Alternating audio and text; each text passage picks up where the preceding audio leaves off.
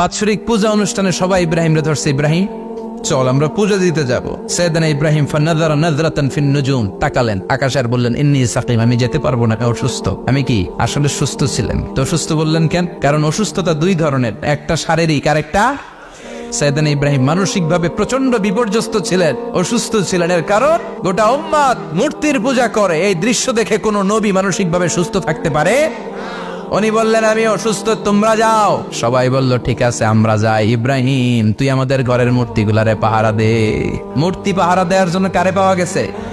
সাইয়েদনা ইব্রাহিম কয় ঠিক আছে আজকে পাহারা দিমু, জন্মের পাহারা, যা তোরা দিতাছি, পাহারা দিতেছি যা। এইবার সাইয়েদনা ইব্রাহিম মূর্তির ঘরে ঢুকলেন। দেখেন কি সুন্দর কথোপকথন আল্লাহ তুলে ধরলেন। আল্লাহু আকবার। মূর্তির ঘরে, দেবীর ঘরে ঢুকে উনি ঘুরে ঘুরে তাকায়, দেখে একটা এমনি হাত আর একটা ব্যাগ করে 14-15টা হাত নিয়ে তাকায় আছে। উনি সবগুলোর সামনে এভাবে তাকায় আছে, দেখে এক একটা এক এক চেহারা, একটা হাতির গণেশ স্টাইলের, আরেকটা এরকম, আরেকটা নারীর, আরেকটা বাঘের, আরেকটা তলোয়ার নিয়ে আইতাছি কোপায় ফেলাম আছে না নাই। সবগুলোর সামনে যায়, যে দেখে আর অবাক হয় কত ধরনের খোদার কাছে এরা কত কিছু চায়। আর যে দেখে প্রত্যেকটার সামনে ডেজার্টস আইটেম, মিষ্টান্ন, এক একটার সামনে রসমালাই, এক একটার সামনে কালো জাম, লাল জাম, রসগোল্লা, চামচাম, দুধ মালাই, মালাই চপ আছে না নাই।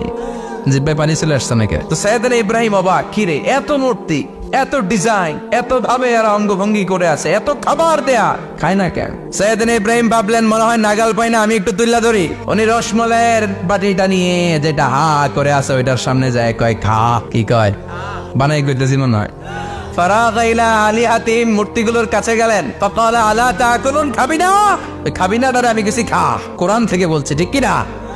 উনি ভাবলেন ওরা হয়তো খেতে পারে না, নাগাল পাচ্ছে না, কিংবা আমারে দেখে লজ্জা পাচ্ছে। নিচ থেকে রসমলাইয়ের বাটি তুলে ধরলেন। উনি বললেন খা, আর ওগুলা কয় হা হা করে নিচ্ছে, নড়েও না সরেও না। উনি মুখের সামনে তুলে ধরে বললেন আলা তাকুলুন, খা। সবগুলার সামনে গেলেন, খা খা। কেউ খায় না, ওগুলো হা করে আছে। সাইয়েদনা ইব্রাহিম বললেন খা, কেউ কথা কয় না। উনি বললেন খাবি না কেন? তাইলে কথা ক। এই যে কষ্ট করে উড়াইলি, মুখের সামনে দিলাম, খাবি না কেন? কথা বল। আলা তাকুলুন, খাবি না কেন? কথা বল। মা লাকুম লা তাতাকাল্লামুন, খাবি না কেন? মা লাকুম লা তানতিকুন, হয় খা নয় কথা ক। বলতেই লাগলেন খা খা। প্রত্যেকটা মূর্তির সামনে গেলেন, খা। ওগুলো করে আছে আ, কোনো কথা কয় না। কয় কেন খাবি না? তাইলে কথা ক। খায়ও না, কথাও কয় না। আপনার ছেলে বায়না ধরছে, আব্বা চানাচুর খাও। কি খাম? চানাচুর কিনে দিলেন, এই নে চানাচুর। এখন চানাচুর খায় না। কিরে বাপ খাবি না কেন? কথাও কয় না। খায়ও না, কথাও কয় না। এখন বাকি আছে কোনটা? কথা কর। ফারাগা আলাইহিম দারবাম বিল ইয়ামিন, ডান হাতে কুপানো শুরু করলেন। ইচ্ছা মতো খুশি কিল মারতে মারতে মূর্তিগুলার সাইজ। ফারাগা আলাইহিম দারবাম বিল ইয়ামিন, এক একটা নবীর হাতে জান্নাতি শক্তি দিয়েছে কে? খা নাইলে কথা ক।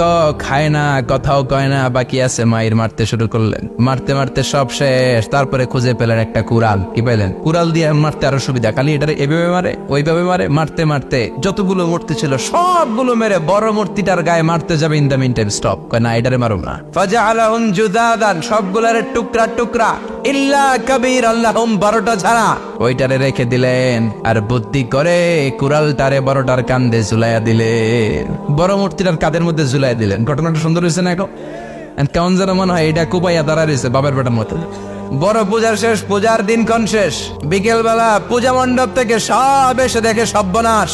পাহারাদার ইব্রাহিম কই, আনতা ফাআলতা হাযা বিআলিহাতিনা ইয়া ইব্রাহিম। ইব্রাহিম সর্বনাশ কে কইছে? তুই কইছত নি? কই আইনো, বড়টাই কইছে, ওইটারে জিজ্ঞেস করো। বল ফাআলাহু কাবীরুহুম হাযা ফাসআলুহুম ইন কানু ইয়ানতিকুন, কোরআন থেকে বলছে, আমি করি নাই। ওই দেখ কুড়ালটা কার কান্দে, বড়টার কান্দে, ওইটারে জিগা। সবাই কই খাইছে। সবাই বলে ইব্রাহিম তুমি কি জানো না এগুলো কথা বলে না? সাইয়েদনা ইব্রাহিম বলে যে এটা কথা কয় না, ওইটার পূজা করস কেন? যেটা কথা বলে না, যেটা নিজেরাই নিজেদেরকে মায়ের থেকে বাঁচাতে পারে না, নিজেরাই নিজেদেরকে রক্ষা করতে পারে না, তোরে কিভাবে রক্ষা করবে? এগুলোর পূজা কেন করিস? ফাবুহিতাল্লাযী কাফার, কারো কোনো জবাব নাই, লাজা।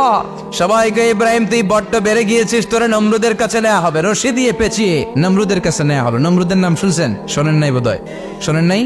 পৃথিবীতে 4 জন বাদশা ছিল, যারা গোটা বিশ্বের বাদশা। গোটা বিশ্বের 2 জন কাফের, 2 জন মুমিন। মুসলমানের একজন হচ্ছে জুলকারনাইন, আরেকজন হচ্ছে সাইয়েদনা সুলাইমান। কাফেরের একজন হচ্ছে বাখতানাসার, আরেকজন হচ্ছে নমরুদ। এই নমরুদের কাছে নিয়ে যাওয়া হলো রশি দিয়ে বেঁধে। এবার নমরুদের সাথে কি ডায়ালগ মারছে এটা তো আর কোরআনে নাই। কথা কও। এটাও আছে।